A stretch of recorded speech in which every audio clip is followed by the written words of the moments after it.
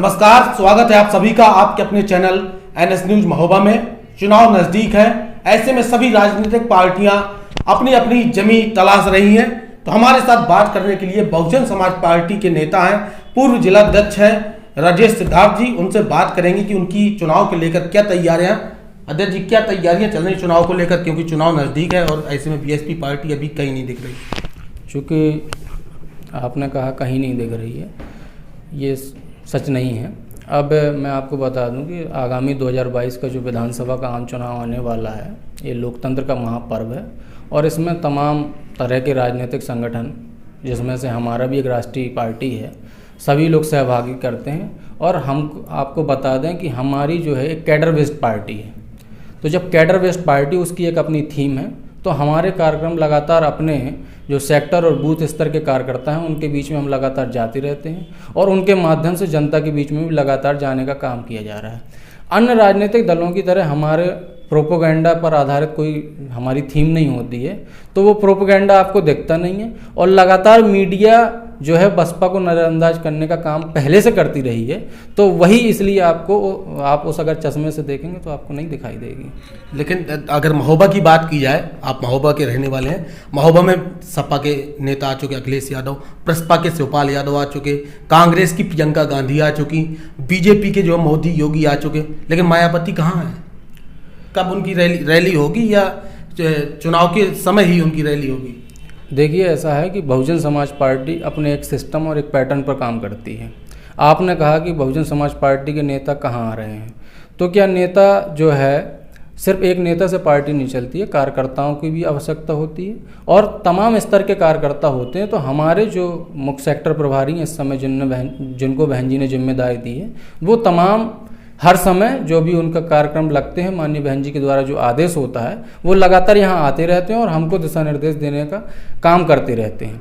अब रही बात, आपने कहा कि अन्य दलों के, जैसे चाहे प्रधानमंत्री नरेंद्र मोदी हों, चाहे समाजवादी पार्टी के राष्ट्रीय अध्यक्ष अखिलेश यादव जी हों, चाहे कांग्रेस पार्टी की राष्ट्रीय महासचिव प्रियंका जी हों, तो आपने देखा कि वो चुनाव से पहले आए हैं और आपने धन का दुरुपयोग भी खूब देखा होगा कि कितना धन का दुरुपयोग किया गया।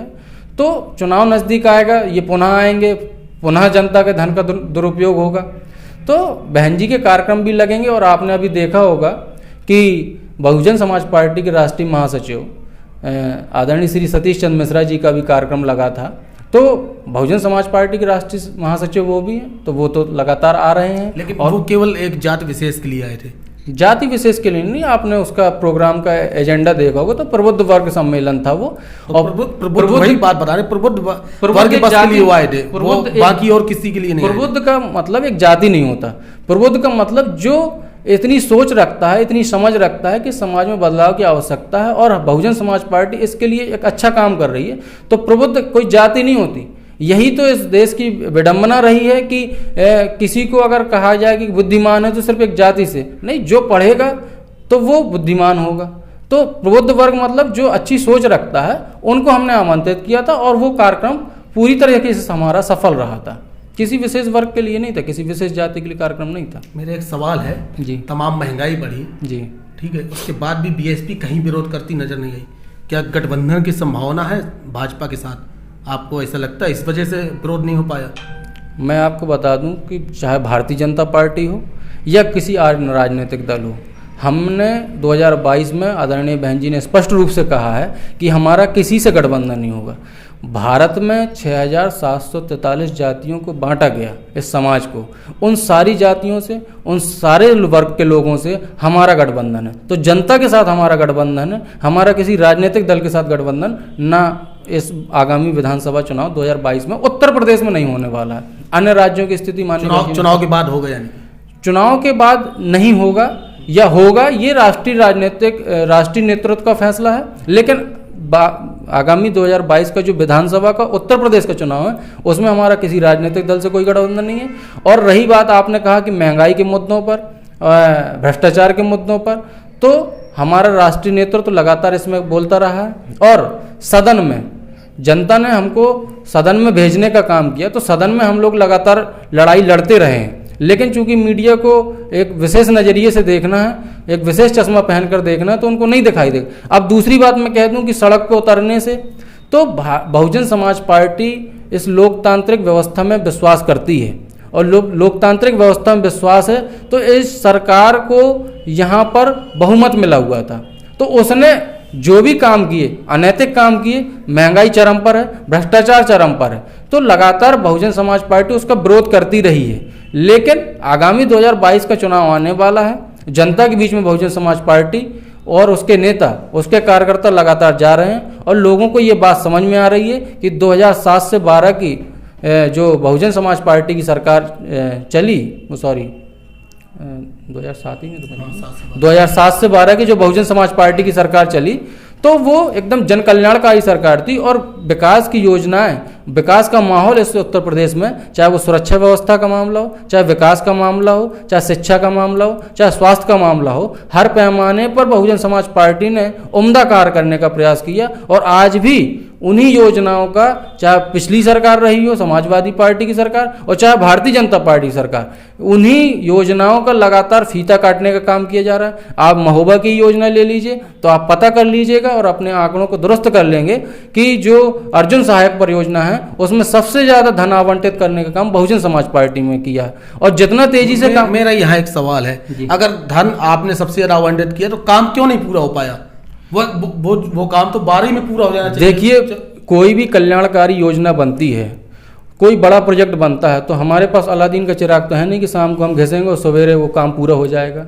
हमारे पास ऐसा कोई चिराग नहीं है। लेकिन जब कोई एक बड़ा प्रोजेक्ट होता है तो उसके लिए हम निरंतर काम करते हैं, धन आवंटित काम करने के लिए। उसके लिए पहले जमीन अधिग्रहण काम किया गया। अब कोई काम 5 वर्ष का हमें मौका मिला, योजना बनी, उसके बाद धन आवंटित किया गया, तो एक सिस्टम के तहत काम होता है। उसके बाद हमको जनता ने मौका नहीं दिया, नहीं तो और ज़्यादा हम काम करते। और जो भी योजनाएं लेनी हो, आप कोरोना काल में देखिए कितनी बेतहाशा मौतें हुई। आपने देखा होगा कि आज भी आप सरकारी अस्पताल में चले जाएंगे, और चाहे जिस जनपद के चले जाइए, वहाँ महामाया सचल अस्पताल योजना, महामाया सचल अस्पताल खड़े हुए हैं, वो सारी चिकित्सा सुविधाओं से लैस खड़े हुए हैं। तो अगर उनका प्रयोग किया जाता तो तमाम जानें बचाई जा सकती थी। जो एम्बुलेंस की कमी, जो ऑक्सीजन की कमी हमें देखने को मिली, बहन जी की सरकार में तमाम ऑक्सीजन प्लांट लगाए गए। और आपने देखा होगा मानवर शहरी गरीब आवास योजना बनाई गई, सैकड़ों हजारों परिवारों को एक साफ सुथरा पक्का निर्माण कर करके एक मकान दिया गया। तो चाहे जिस मुद्दे पर आप बात करेंगे, अभी आपने देखा कि देश के प्रधानमंत्री नरेंद्र मोदी जी ने जेवर एयरपोर्ट का उद्घाटन किया। आप शिलान्यास देखेंगे तो देखेंगे कि जेवर एयरपोर्ट का जो काम जो प्रारंभ किया था, शिलान्यास किया था, वो बहन जी की सरकार में हो गया था। एक्सप्रेस वे की बात चल रही है, आज पूरे 5 सालों में एक एक्सप्रेस वे बनकर तैयार नहीं हुआ है, सिर्फ उद्घाटन काम करने किया जा रहा है, वो चालू कहाँ हुआ है। लेकिन आपने देखा यमुना एक्सप्रेस वे, बहन जी ने जो एक्सप्रेस वे बनाकर दिया गया, वो आप उसकी गुणवत्ता देखेंगे तो आपको खुद समझ में आएगा एक्सप्रेस वे होता कैसा है। मेरा आखिरी सवाल है जी, चुनाव जैसा कि कभी भी अधिसूचना जारी हो सकती है, ऐसे में किसी का नाम सामने आया है कि महोबा से ये रहेंगे, चरखारी से ये रहेंगे? देखिए, किसी प्रत्याशी को लड़ाने का काम, किसी प्रत्याशी को फाइनल करने का काम, ये राष्ट्रीय नेतृत्व का काम है। आवेदन तो गए होंगे उस बहुजन समाज पार्टी में आवेदन जैसी कोई प्रक्रिया नहीं होती है। हमारे यहाँ एक सिस्टम है, उसके लिए एक कमेटी गठित होती है, उसके लिए हमारे जो मुख्य सेक्टर प्रभारी उन तक लोग पहुँचते हैं, उनकी बात रखी जाती है, और जो सामाजिक परिदृश्य को देखते हुए जो यहाँ पर फिट बैठेगा और जो जिताऊ प्रत्याशी होगा, जो लगातार जनता के बीच में रहा होगा, जो संघर्ष करता रहा होगा, उसको बहुजन समाज पार्टी यहाँ से प्रत्याशी बनाएगी। और प्रत्याशी को फाइनल करने का काम माननीय बहन जी का होता है। आदरणीय बहन जी उसको फाइनल करेंगे, जिसको यहाँ से आशीर्वाद देंगे, प्रत्याशी बनाएंगे। हम सब लोग उसको जिताने का काम करेंगे और उसको विधानसभा में भेजने का काम करेंगे। बहुत बहुत धन्यवाद NS न्यूज़ से बात करने के लिए। ये हमारे साथ थे BSP के पूर्व जिलाध्यक्ष राजेश सिद्धार्थ जी, जिन्होंने बेबाकी से हमारे हर सवाल का जवाब दिया। अगर आपको हमारा चैनल पसंद आ रहा है तो निश्चित तौर पर हमारी खबर को जरूर लाइक करें, चैनल को सब्सक्राइब करें, शेयर करें, बेल आइकन जरूर दबाएं। नमस्कार।